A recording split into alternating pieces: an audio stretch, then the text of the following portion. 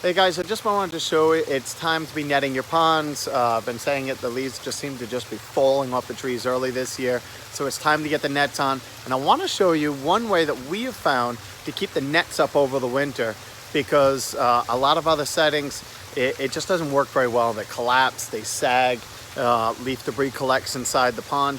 And so we came up with an ingenious way to do it, and just want to show you one way to try to go ahead and protect it from the winter load.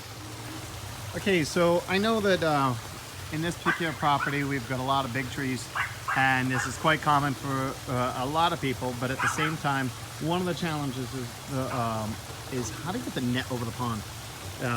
These nets, I mean, you can see it's very light here, so it's just a simple nylon netting. But one of the challenges, a lot of people historically would just go and drape the net right over the pond and pull it nice and tight, and then just tuck it in. That doesn't seem to work very well, especially when you get into these bigger ponds, because what happens, you can see we haven't even really touched fall yet, and we're starting to get leaf debris accumulating on the net. And if this net was flat, by the time you got to the center, it would be sagging and actually settling into the pond. Small fish can actually get caught in it.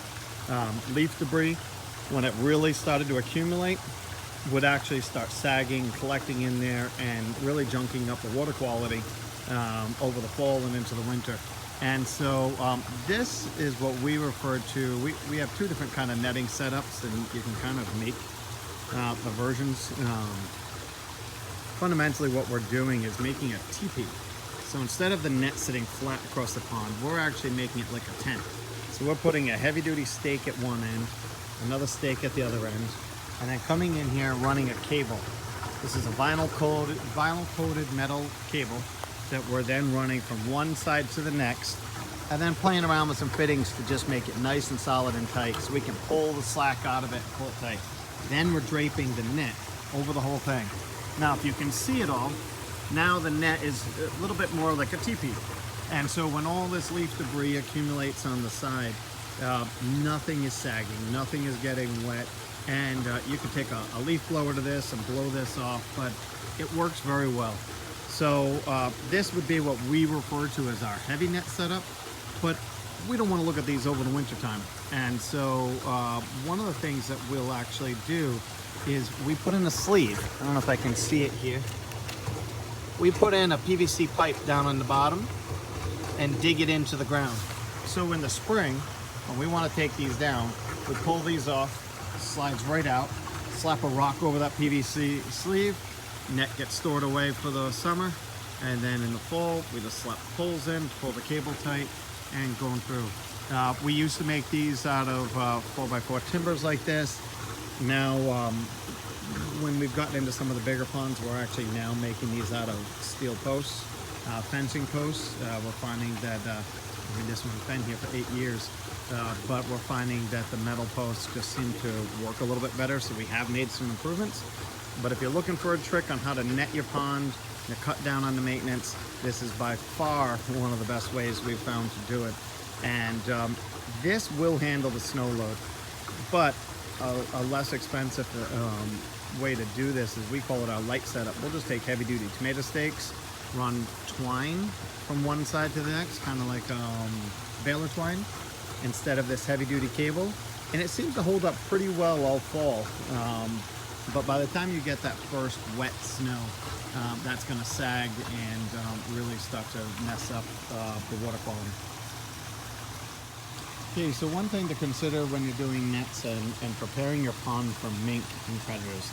Now, the predatory birds, they leave in the wintertime. A lot of people will put nets on their ponds and just leave them on for the fall to keep the leaf debris out, and then they take them off for the winter. If you're on Aquidneck Avenue, or Aquidneck Island rather, the mink population is so high that we recommend that everybody nets their pond and leaves it on all winter long. So a couple things that you need to watch when you're doing it is you can't have any gaps at all. So you go through the whole pond and you go right around the whole perimeter, and you take yard staples, pin them down all the way around the edge. Then, or you pin it down under rocks. But the key is you have to go around your entire perimeter, and there can't be a single gap. So we just go through and do a series of pinning it down with rocks, And then when we have gaps, we throw in yard staples. But I'm talking about every 10 inches most, you need to have it, because a mink doesn't need very much room to get in there. Just gonna get in, sneak underneath it, and in the wintertime they'll wipe out a pond pretty fast. So, but I find that these simple pond nets do a great job at trying to stop a mink from getting in your pond. Leave it on till spring clean out time, and usually you're good. So in the fall, when you're planning on netting your pond, you need to find a good quality net.